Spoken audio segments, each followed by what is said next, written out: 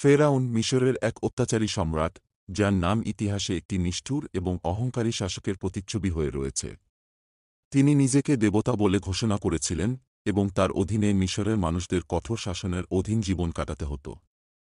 ফেরাউন ছিলেন মিশরের অন্যতম শক্তিশালী সম্রাট। তিনি ক্ষমতা এবং ঐশ্বর্যের চূড়ায় বসে নিজেকে সর্বশক্তিমান মনে করতেন। তার প্রাসাদ ছিল সোনার অলঙ্কারে ঢাকা, তার সৈন্যরা ছিল শক্তিশালী এবং তার রাজ্য ছিল শস্যে ভরপুর। কিন্তু ক্ষমতার নেশা তাকে ধীরে ধীরে একজন নিষ্ঠুর শাসকে পরিণত করল। তিনি মানুষকে দাস হিসেবে ব্যবহার করতে শুরু করলেন এবং তাদের উপর নির্মম অত্যাচার চালালেন।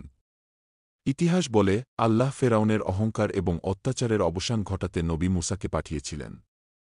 মুসা ফেরাউনের দরবারে উপস্থিত হয়ে বললেন, আল্লাহ আমাকে তোমার কাছে পাঠিয়েছেন। তিনি বলেছেন, তুমি দাসদের মুক্তি দাও এবং সঠিক পথে ফিরে আসো। ফেরাউন মুসার কথায় হাসলেন এবং বললেন, তোমার আল্লাহ কে?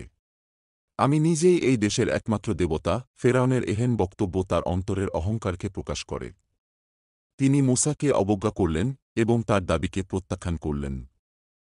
আল্লাহ মুসাকে বললেন, মুসা ফেরাউনকে কিছু নিদর্শন দেখাও। মুসা আল্লাহর কুদরতের কিছু অলৌকিক নিদর্শন দেখালেন। তার হাতের লাঠি মাটিতে নিক্ষেপ করলেন আর তা সাপ হয়ে গেল, তার হাত আলো ছড়াতে লাগল। কিন্তু ফেরাউন এবং তার সভাসদরা এগুলোকে জাদু বলে উড়িয়ে দিল। ফেরাউন তখন মিশরের জাদুকরদের ডাকলেন এবং মুসার অলৌকিক ক্ষমতার সঙ্গে তাদের জাদুর তুলনা করলেন। কিন্তু মিশরের জাদুকররাও মুসার অলৌকিক নিদর্শন দেখে বুঝতে পারল যে এটি কোনো সাধারণ জাদু নয়। তারা মুসা এর উপর ঈমান আনল। ফেরাউন রাগে অগ্নিশর্মা হয়ে উঠলেন। তিনি জাদুকরদের শাস্তি দিলেন এবং তাদের হত্যা করলেন। ফেরাউনের অবাধ্যতার কারণে মিশরে একের পর এক দুর্যোগ নেমে এল। নীল নদের পানি রক্তে পরিণত হল, পঙ্গপাল ফসল নষ্ট করল, ব্যাঙের উপদ্রব, মহামারী, একটি দুর্যোগের পর আরেকটি দুর্যোগ নেমে এল। প্রতিবার দুর্যোগ এলে ফেরাউন অনুতপ্ত হতেন এবং মুসাকে বলতেন, তোমার আল্লাহর কাছে প্রার্থনা করো যেন এই দুর্যোগ শেষ হয়। আমি তোমাদের মুক্তি দেব। কিন্তু দুর্যোগ শেষ হলেই তিনি তার কথা ভঙ্গ করতেন এবং আবারও অত্যাচার শুরু করতেন। অবশেষে আল্লাহ মুসাকে আদেশ দিলেন, তুমি তোমার অনুসারীদের নিয়ে মিশর থেকে বেরিয়ে যাও। মুসা এবং তার অনুসারীদের নিয়ে রাতে মিশর ত্যাগ করলেন।